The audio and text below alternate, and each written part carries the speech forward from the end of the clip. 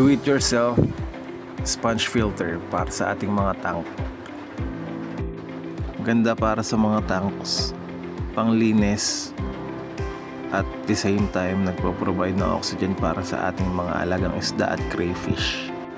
Madali lang gawin.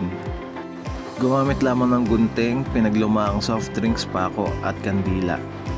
Lagyan din natin ng lava rings, ceramic rings para may pamahayan ng mga beneficial bacteria.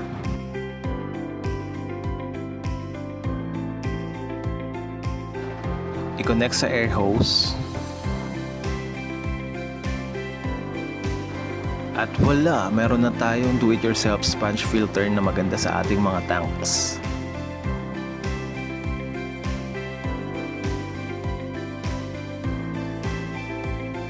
Para sa mga videong kagaya nito, follow nyo lang ako sa aking mga social media accounts. Ciao!